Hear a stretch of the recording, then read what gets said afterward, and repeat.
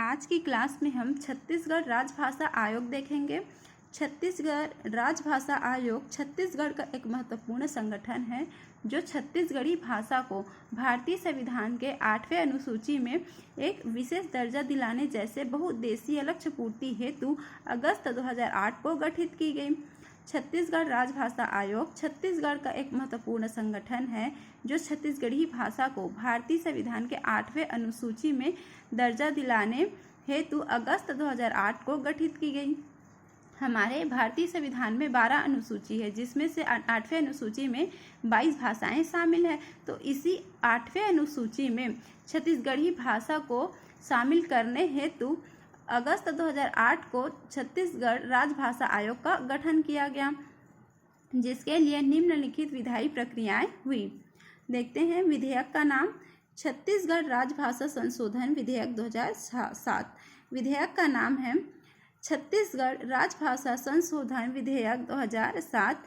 विधेयक पारित हुआ 28 नवंबर 2007 को। 28 नवंबर 2007 को इसी दिन प्रत्येक वर्ष 28 नवंबर को राजभाषा दिवस के रूप में या छत्तीसगढ़ी भाषा दिवस के रूप में मनाया जाता है। 28 नवंबर को प्रति वर्ष राजभाषा दिवस या छत्तीसगढ़ी भाषा दिवस के रूप में मनाया जाता है। 11 जुलाई 2008 छत्तीसगढ़ राजभाषा संशोधन अधिनियम 2007 का प्रकाशन राजपत्र में हुआ। 11 जुलाई 2008 छत्तीसगढ़ राजभाषा संशोधन अधिनियम 2007 का प्रकाशन राजपत्र में हुआ। राजभाषा आयोग का गठन अगस्त 2008। राजभाषा आयोग का गठन अगस्त 2008, यहाँ भी हमने देखा है अगस्त 2008।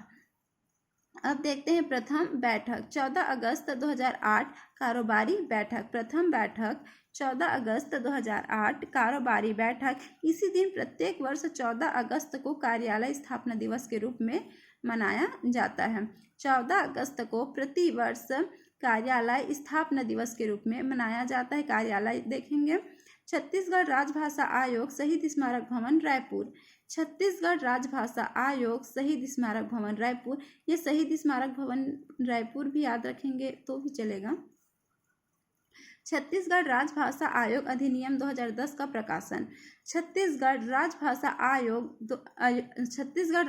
आयोग अधिनियम 2010 का प्रकाशन 2 सितंबर 2010 को किया गया। अब देखते हैं छत्तीसगढ़ राजभाषा आयोग अध्यक्ष। छत्तीसगढ़ राजभाषा आयोग अध्यक्ष 3 अध्यक्ष हैं। प्रथम अध्यक्ष हैं पंडित श्यामलाल चतुर्वेदी। द्वितीय अध्यक्ष है श्री दानेश्वर शर्मा। तृतीय अध्यक्ष है डॉक्टर विनय कुमार पाठक। सूत्र के रूप में हम याद रखेंगे श्याम दान विनय करके, श्याम से है श्यामलाल चतुर्वेदी, दान से है दानेश्वर शर्मा, विनय से है विनय कुमार पाठक। तो जाहिर सी बात है 2007 को विधेयक पारित हुआ, प्रथम बैठक 2008 में हुआ, तो प्रथम अध्यक्ष 2008 में ही बनेंगे, है ना। तो 2008 में प्रथम अध्यक्ष हैं पंडित श्यामलाल चतुर्वेदी। द्वितीय अध्यक्ष है दानेश्वर शर्मा 2011 से 2013 तक। तृतीय अध्यक्ष है विनय कुमार पाठक 2016 से 2018 तक। अब देखेंगे हम छत्तीसगढ़ राजभाषा आयोग के उद्देश्य और लक्ष्य। राजभाषा को या छत्तीसगढ़ी भाषा को संविधान की 8वीं अनुसूची में दर्जा दिलाना। जस्ट अभी ऊपर हमने पढ़ा है राजभाषा को संविधान की 8वीं अनुसूची में दर्जा दिलाना। छत्तीसगढ़ी भाषा को राजकाज की भाषा के रूप में उपयोग में लाना। छत्तीसगढ़ी भाषा को राजकाज की भाषा के रूप में उपयोग में लाना। राजकाज की भाषा का अर्थ हम समझते हैं विभिन्न शासकीय कार्यालयों में जो अधिकारी वर्ग है वे सभी हिंदी में बात करते हैं, जिससे जो बुजुर्ग हैं या जिन्हें अच्छे से हिंदी बात करना नहीं आता या जिन्हें हिंदी समझ में नहीं आता, उनके लिए राजकाज की भाषा के रूप में छत्तीसगढ़ी को उपयोग में लाना राजभाषा आयोग का उद्देश्य था। त्रिभाषाई भाषा के रूप में विभिन्न कक्षाओं के पाठ्यक्रम में शामिल करना। त्रिभाषाई भाषा हिंदी अंग्रेजी तो है ही, बीए बीएससी तक होता ही है, तो एक और भाषा छत्तीसगढ़ी। तो त्रिभाषाई भाषा के रूप में विभिन्न कक्षाओं के पाठ्यक्रम में शामिल करना राजभाषा आयोग के उद्देश्य और लक्ष्य हैं। अब देखते हैं छत्तीसगढ़ राजभाषा आयोग द्वारा संचालित योजनाएं। छत्तीसगढ़ राजभाषा आयोग द्वारा संचालित योजनाएं। प्रथम है माई कोठी योजना। कोठी का अर्थ हम सभी जानते हैं, जिसमें धान संग्रहित किया जाता है। तो माई कोठी योजना। छत्तीसगढ़ी भाषा से संबंधित पुस्तकों का क्रय कर संग्रहित करने की योजना है। छत्तीसगढ़ी भाषा से संबंधित जितने भी पुस्तक हैं उसे क्रय कर संग्रहित करने की योजना है। उद्देश्य देखते हैं। छत्तीसगढ़ राजभाषा आयोग में छत्तीसगढ़ या छत्तीसगढ़ी से संबंधित किसी भी भाषा की पुस्तकों का क्रय कर संग्रहित करने की योजना है।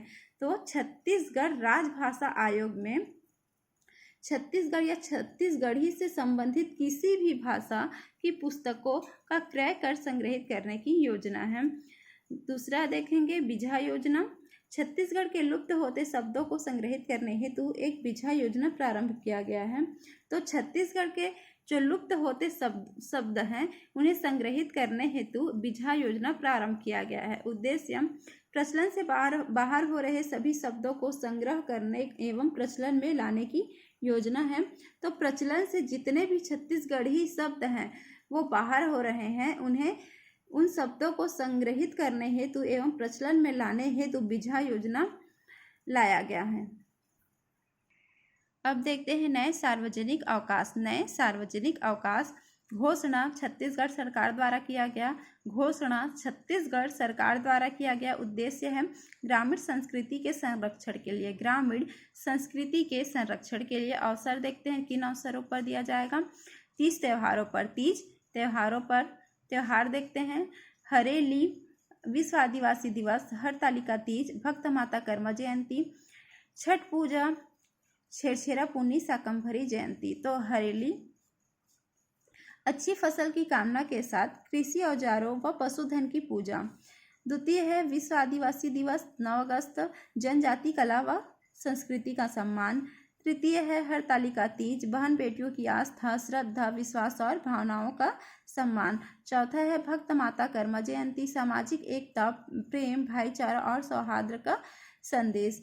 पांचवा है छठ पूजा, छत्तीसगढ़ में निवासरत पड़ोसी राज्य के लोगों की भावनाओं का सम्मान।